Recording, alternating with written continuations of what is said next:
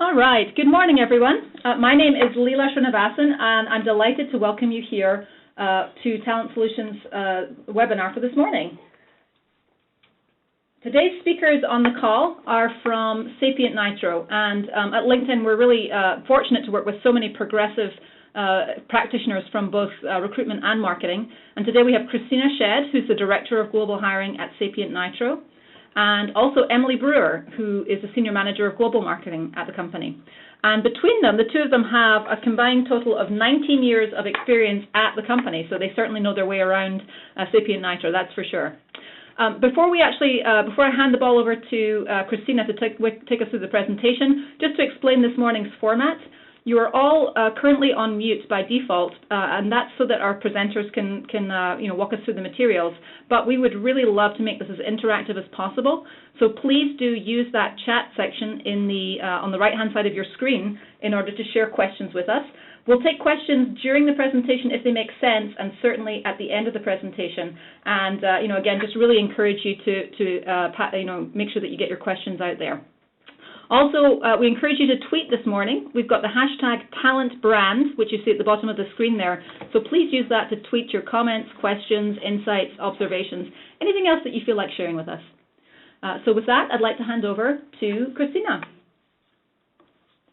Thank you, Leila, and thank you all for the opportunity today to really share with you our strategy between joining our talent acquisition and employee branding forces. It's really been our pleasure to share with you some of our experiences that really combine our two teams to bring sort of a unique connected thinking together as one team. So certainly, as Leila said, I'd love to make this as interactive as possible, so we'll definitely leave plenty of time towards the end to answer any questions or comments that you might have. Thank you very much. All right, so before we jump into the next slide, just kind of go back to it. So this has really been a key to our success in attracting and hiring talent. Emily and I have been working together developing this partnership over the past 2 years.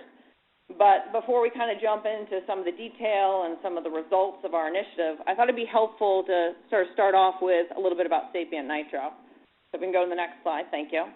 So Sapient Nitro, we're one of the largest digital agencies in the world that really fully integrates brand, digital, and commerce for our clients. We have over 7,000 employees worldwide, 31 offices. We've been recognized by some of the greats in Advertising Age, Gartner, and Forrester, really as a leader in our industry. So next slide. Our unique capabilities really create a compelling story for our clients that help define strategy. They build brands, create unique experiences, and really deliver robust customer platforms. So we can help our clients deliver powerful stories and messages to really an always-on world.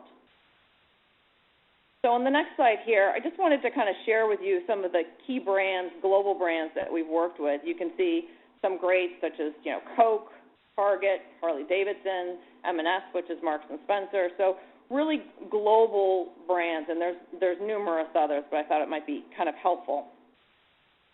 So let's get back to sort of the topic today around connected thinking between talent brand and talent acquisition. So where we were, I thought it might be helpful to kind of share with you guys a little bit about where we started about 2 years ago. We were experiencing an increased demand for new talent. We needed to attract and hire faster than ever before, and really sort of a changing business and industry. We had just moved into a new structure. We had new recruiters and new roles that we'd never really recruited for before. Our competition was aggressively targeting us and really changing on an ongoing basis. So, quite frankly, the war for talent was booming, and we really needed to create a compelling reason for people to listen to us, amongst all the other noise in the industry. We didn't have an employee branding or recruitment marketing strategy. We had a few programs that were on autopilot, such as employee referrals. We did some events, and we had some programs around sort of candidate experience. So what did we need? We needed a coordinated team. We needed one team. We really needed a team that was sort of a collaboration between our recruiters, our offshore sourcing specialist, our onshore sourcing specialist, our recruiting coordination, and our marketing experts. I mean, this team had to have the same mantra, the same goals that were really tied into our company brand, that were relevant and on brand to Sapient Nitro. So our talent brand. So first thing first, we decided to really invest in our recruitment marketing and really build a program around it. So we created a strategy that really was sort of our foundation that began re-engaging with our audience, both internally and externally. And this foundation really needs to be able to grow as we grow. We need to be able to build on it with new programs, innovative ways of continuing to engage our audience over time. It had to be engaging, it had to have compelling content, and it had to matter to our brands and to our audience. You know, our intent was really to deliver focused messaging that was real, authentic, timely, and compelling. And our message had to be global. You know, we're a global organization. It couldn't just be relevant to our teams in North America, but it really needed to be relevant to our teams in APAC, in Europe, and in India as well. So we really carefully selected the right vehicles to help deliver this message at the right time to our audience. I mean, quite frankly, we re-engaged. You know, and as the lead of our talent acquisition team, it was really important to me that all of our global leads were aligned to our vision within our talent acquisition and marketing, and that our employee branding strategy was something that our overall Sapient leadership team supported. You know, it was important that our broader leadership team really embraced this change and rallied behind our new strategy. So I wanted to just share with you our team structure. I know in speaking to many different people within talent acquisition, you know, everybody has sort of different schools of thoughts around how to bring the teams together, around recruiters and coordinators and talent developers together. So we really built a team here that we had leads that own specific functions, and some of the functions might be by geography. But I think what the real key point is here was making sure that Emily and her team were really sitting at the table with the rest of our global leads, that they were invested in that and the entire sort of team was working together. So I'd like to introduce you to Emily Brewer, my partner in crime, and she's going to walk you through some of our pillars of our strategy here. Thanks, Christina. Thanks for having me. Really thrilled to be here to walk through this story for everybody. So as Christina said, you know, when she and I came together 2 years ago to sit down and think through what our recruitment marketing strategy was going to be, there were definitely legacy programs that were still around, some running on autopilot, some had a focus from other members of the hiring and the marketing team, but definitely in that scenario not running optimally. So, you know, the first and foremost of those programs was our events programs. So as any recruiter knows, you're only as good as your network when you're out there on the front lines trying to hire for your company. And doors open a lot more easier when people are familiar with your company and your brand. So events are really a key part of that networking process. And for us, we focus on industry and domain-specific events. And what that means for us, just as an example of industry events, the Cannes Lions Festival of Creativity is a place where you can definitely get at a wide variety of talent across the advertising industry. South by Southwest is an event where you can get at not only creative talent, but technology talent, people that are really interested in emerging technologies and what's on the horizon for our industry. And then in thinking about a global reach, things that have brand recognition like ad tech, but being involved in those events in places like Singapore to help drive our brand in the advertising space. And then domain-specific, if we're trying to get at certain types of talent like user experience, we may consider events like IA Summit or IXDA, mobile type events, or maybe developer-focused events. And then certainly regional events like Behance, Creative Mornings, She Says, and things like that.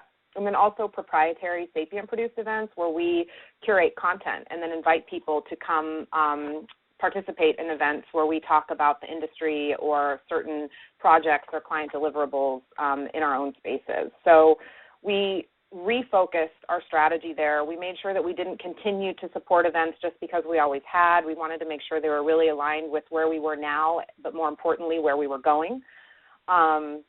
We also looked at our employee referrals channel, which for us really is the best source of hires, and I would probably argue for any organization, current employees that are successful are probably going to be the best channel for you to get more like-minded individuals. So we kicked it back into gear.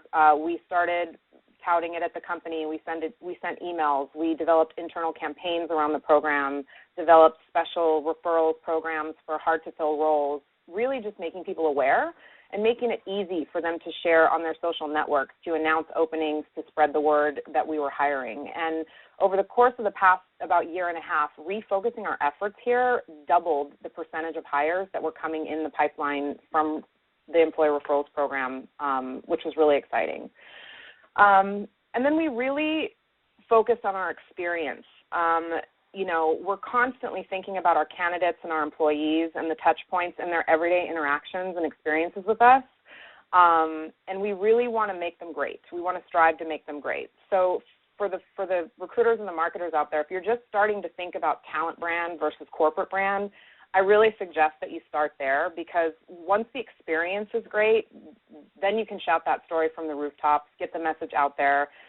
Are you an excellent workplace? If you are, you can bring that story out to the community and help that build your talent brand, pursue awards, and be recognized for it. So that was kind of where we were, some of the programs that were already in existence, and then we focused in on areas where we knew that we had to really improve our focus, improve our strategy, and work on our efforts there. And obviously in today's day and age, social is probably the best way to spread the word and amplify your message. And really, when you're talking about talent brand, what better way to spread that message than through your own people, your brand cheerleaders. So we really made it an effort to focus on social, to be pushing careers and culture-specific content through channels like Twitter and Facebook and, of course, LinkedIn. And we really focused on highlighting our people and our culture and our opportunities, because that's the sweet spot for us for our talent brand. Focused on new methods like video. We launched a video highlighting our culture and our career opportunities on our career side and on our YouTube page. And then thinking about LinkedIn in a lot more focused and strategic manner, because, of course, it's the premier social destination for all things career, right? We all go to LinkedIn to spend time making sure our networks are well nurtured, and we're all there in the spirit of kind of connecting people and helping each other out. So we really wanted to make sure that our careers page was engaging visually, taking advantage of our banner space, making sure that our copy was sending out the right message, not just copying and pasting from our corporate site, really focusing on crafting a talent brand message. So for us, what we're highlighting for our talent brand is definitely different than our corporate brand. Our services and capabilities and client lists definitely matter to employees and job seekers, but, the people that work at a company, the activities that you do together, the community, do you recognize your people? Do you care about corporate social responsibility? Things like that really contribute to the talent brand. And it's a really great nuance in the talent brand. So that's what makes it special and really critical to your hiring efforts. And then thought leadership, we definitely focused on talent acquisition in the thought leadership space, blogging about our culture, speaking about our process and our success stories as it relates to talent acquisition, and then PR and advertising around talent acquisition specifically, announcing key hires, announcing workplace excellence wins, winning for outstanding office space, and advertising around what it's like to actually work here, not just about corporate branding-related topics, which really kind of led Christine and I to understand that we were no longer talking about recruitment marketing, but it was really expanding the conversation to what some people call employer brand, what some people call talent brand, which was really opening up a can of worms for us.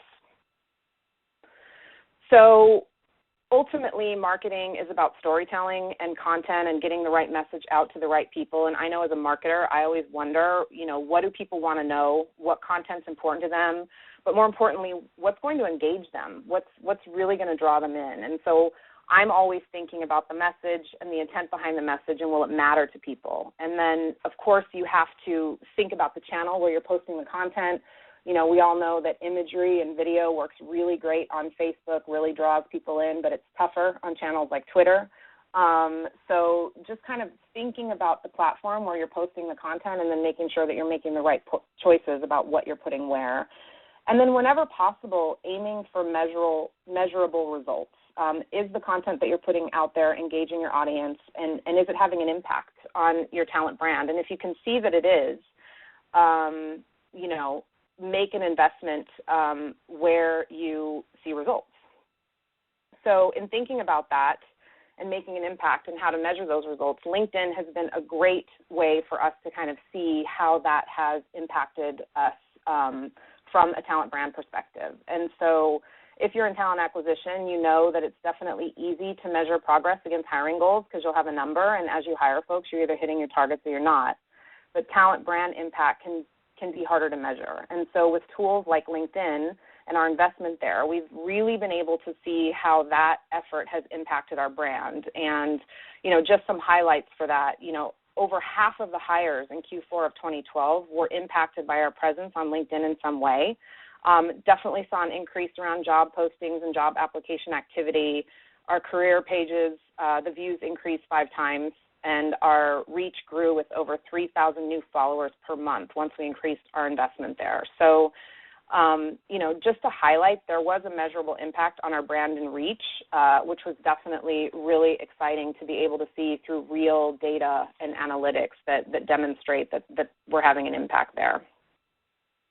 And in thinking about really engaging people with content, I chose to share these 2 status updates as kind of the content conundrum.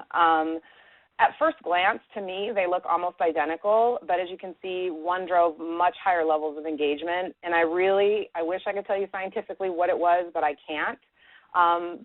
And I think that that's kind of the problem that marketers are tasked to solve, right? Like understanding why people engage with some content and they don't engage with other content. So the Ad Age Post, where we were named the largest digital advertising agency in North America, garnered 45 likes and just over 18,000 impressions, while something that's seemingly identical, being named the Ad Forum Agency of the Week, obviously no likes and just under 10,000 impressions. And so certainly things like imagery can definitely make a difference when you're updating your statuses on your careers page for your company. And maybe the Ad Age symbol draws people in more because it's a known entity in the advertising space. It's credible. It catches the eye, so people might be more apt to click on that and find out more.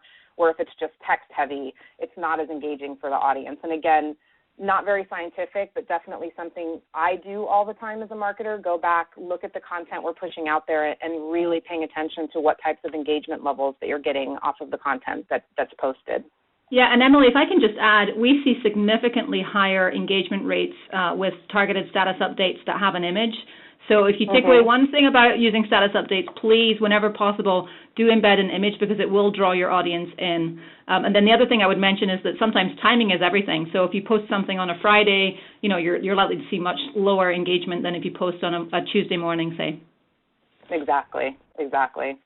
And then just to share some more measurable data-driven results that an increased investment in our LinkedIn efforts have shown.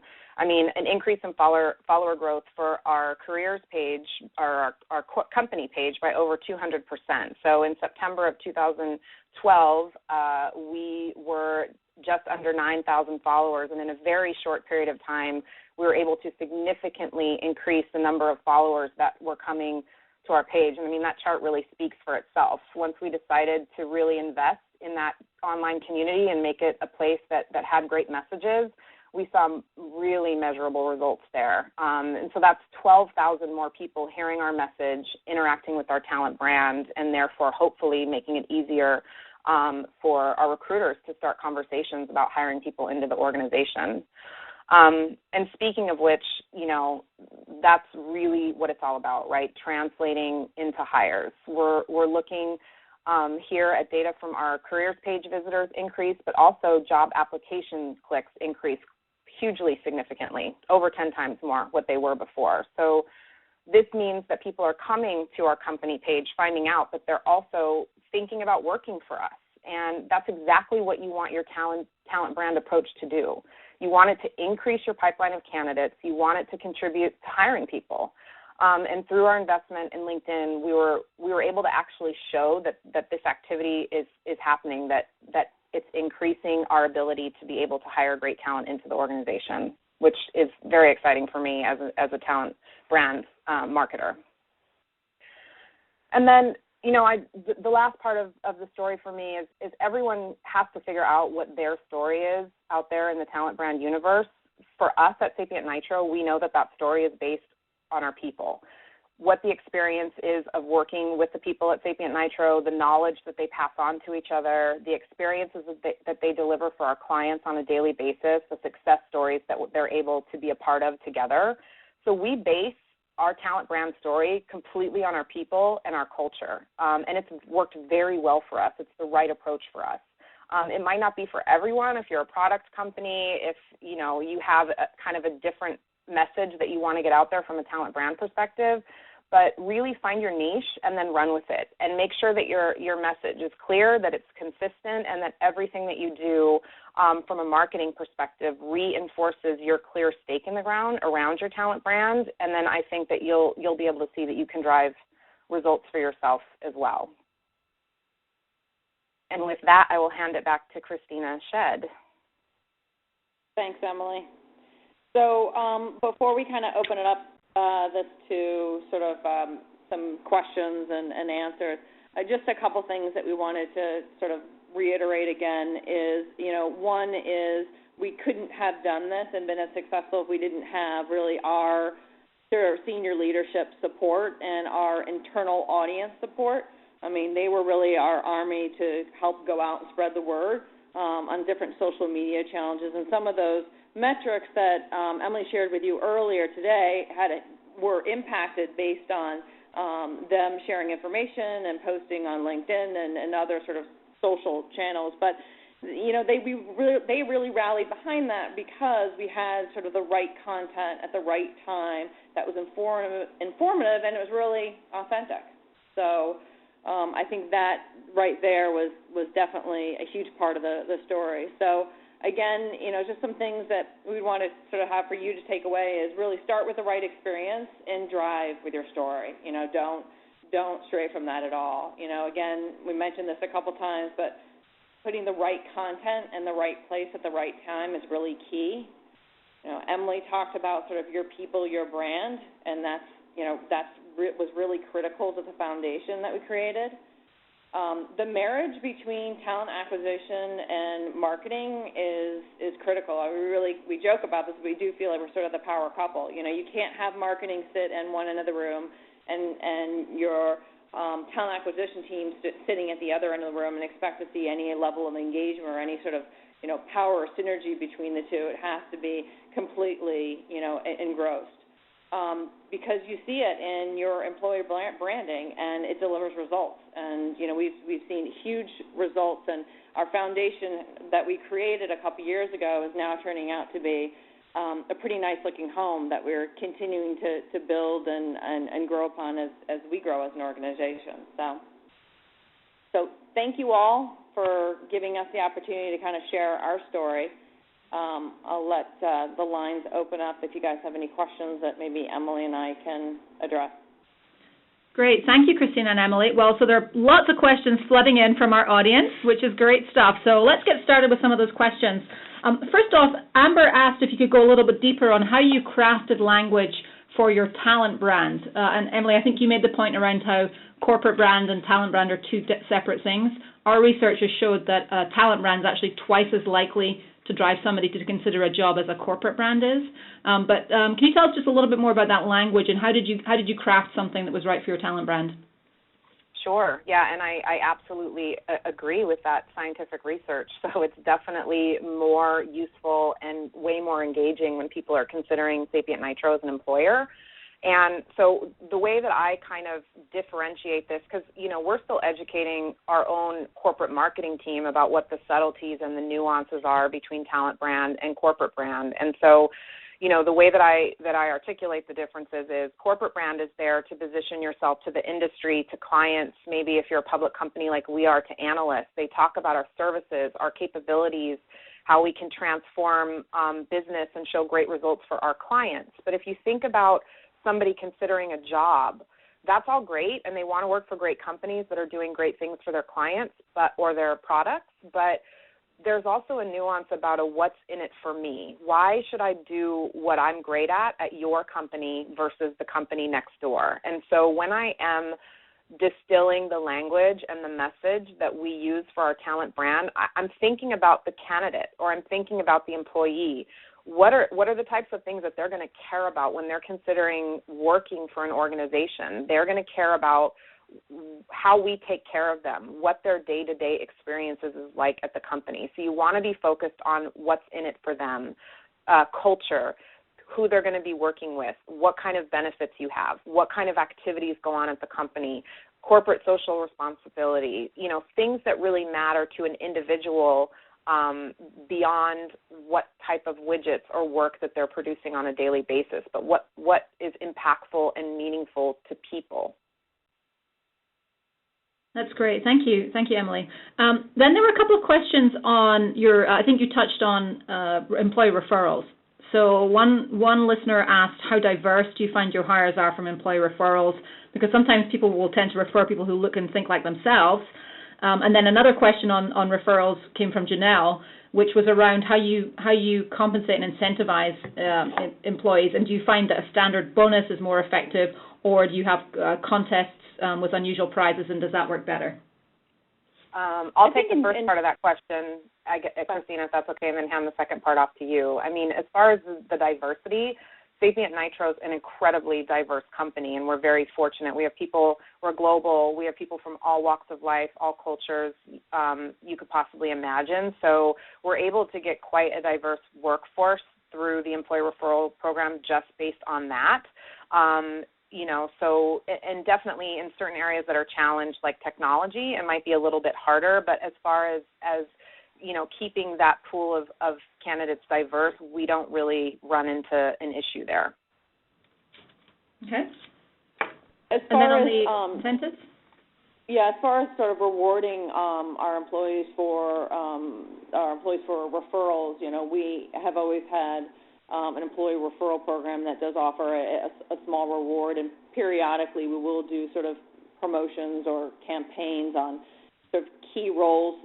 One of the things that's really been helpful for us is to really make it a global program and not keep it so siloed to a particular geography.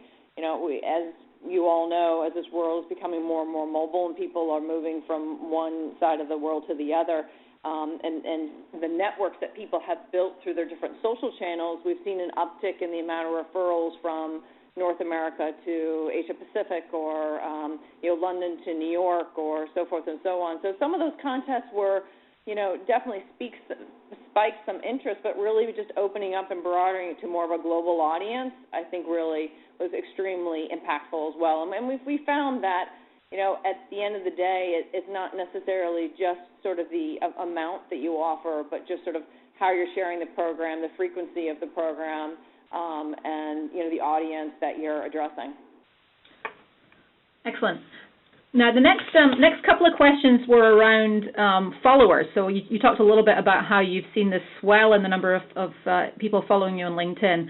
Marvin asked if you had any thoughts on how to determine ROI or how to think about the value of those followers. And Jubal, I think it was, asked if you saw that translate to an increase in applicants, or if there's anything that you can say about the impact of that. So the ROI from increase in followers or likes on a page, that's really hard to show any kind of data-driven value there, which is why when Christina and I sat down to think about our strategy for 2013, we talked a lot about engagement versus the number of followers or likes that we have on any given platform, because as I don't know if any of you guys have been following that Gordon Ramsay social media debacle where he went to that company and ripped their restaurant, he went to the restaurant and ripped them a new one, and they went from 2,000 followers to 57,000 followers on Facebook in one day.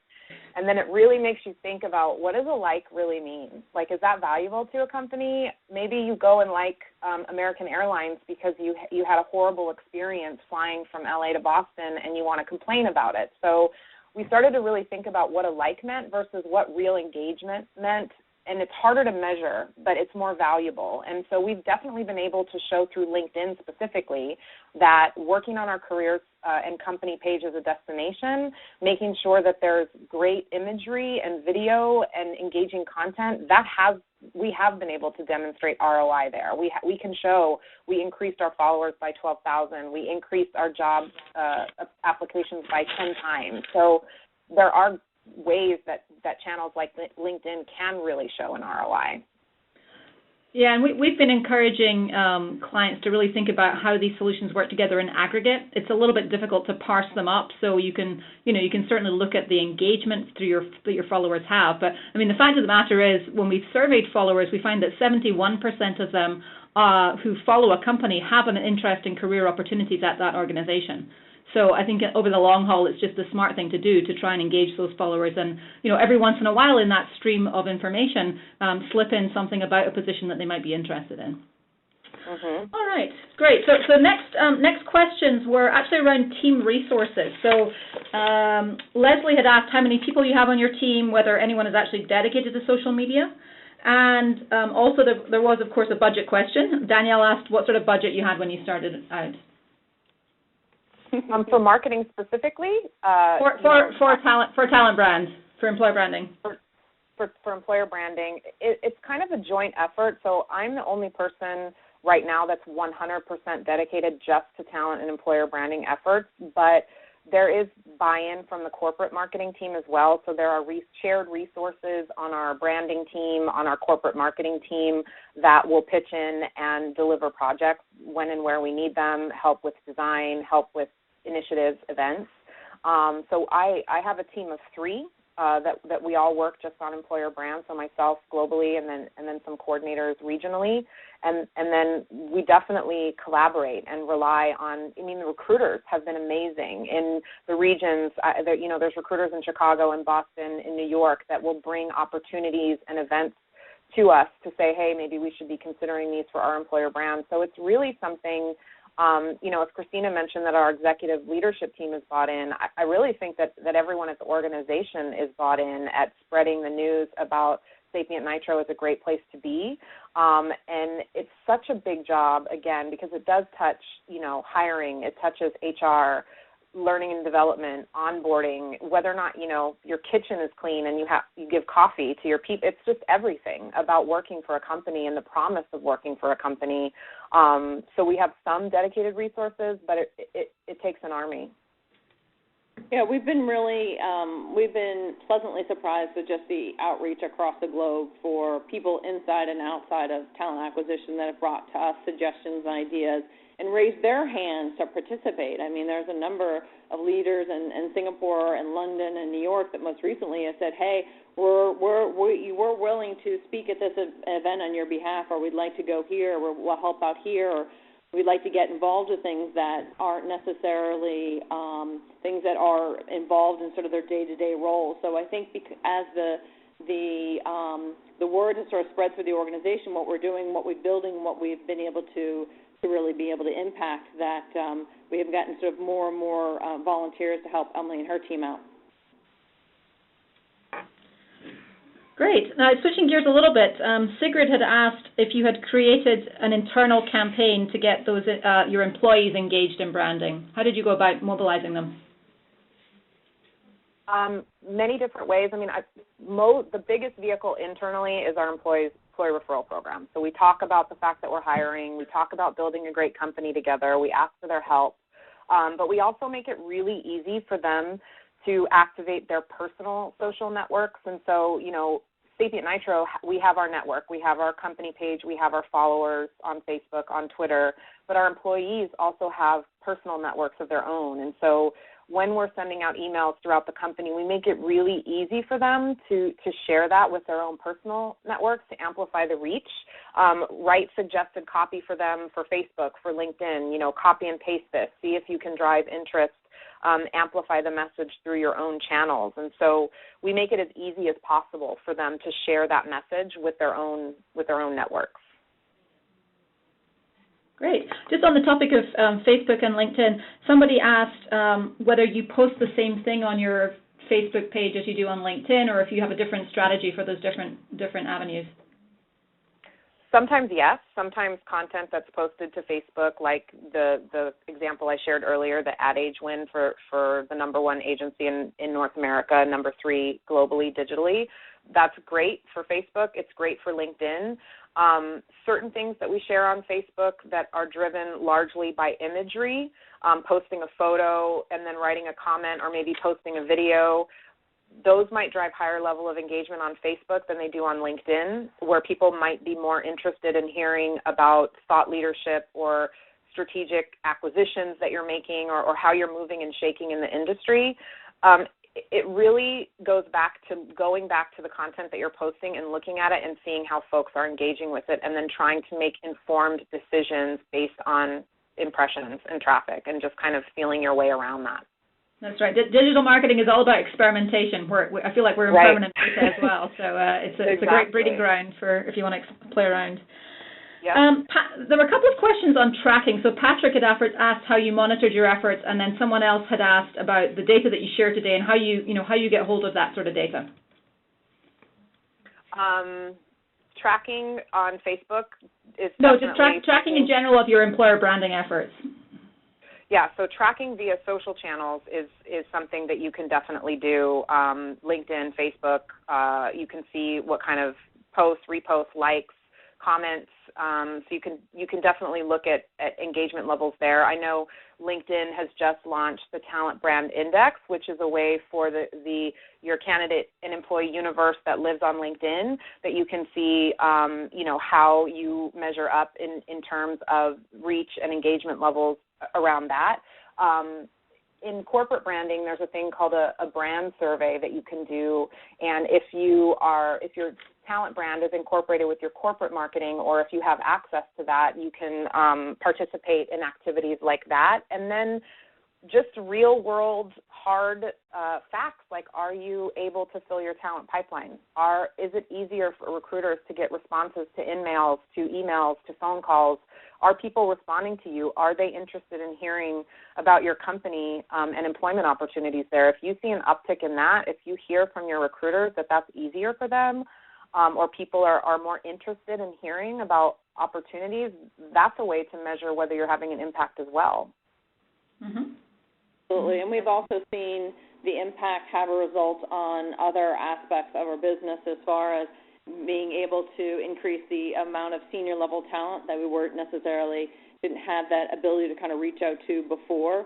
Also, we've been able to see budgets in other areas or spend that we had that was high before decrease because of some of the sort of grassroots efforts that we've been able to kind of create that don't cost a lot of money but have a huge amount of value with all the different channels. Great.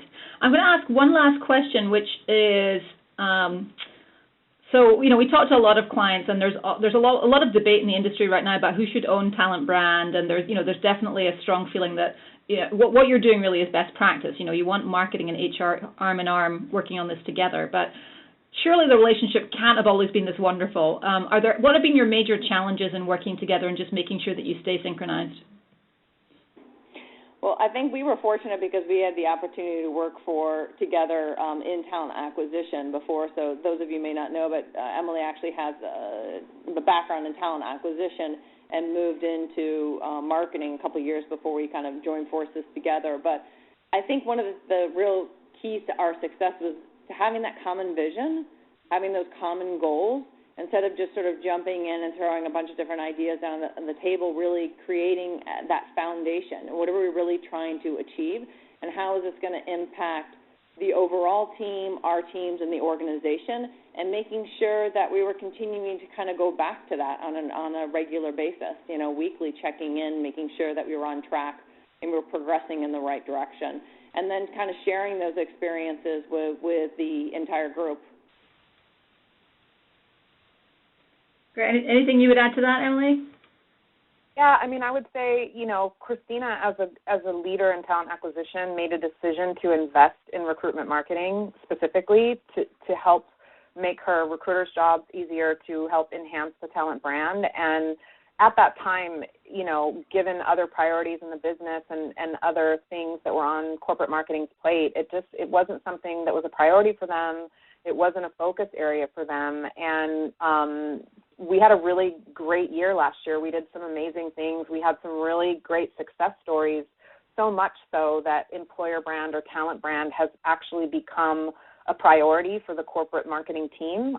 They've invested a lot more time and attention and a lot more resources into helping Christina and I do what we do. So it was almost like a cart before the horse thing where Christina invested in it, built a strategy around it, built an engine, got it going, and it was so successful that then corporate marketing kind of turned its eye towards what we were doing and decided to make it a strategic priority for the overall marketing team, which was also really exciting. So if you do it and you do it well, even if you're having trouble getting buy-in, you can definitely change that conversation.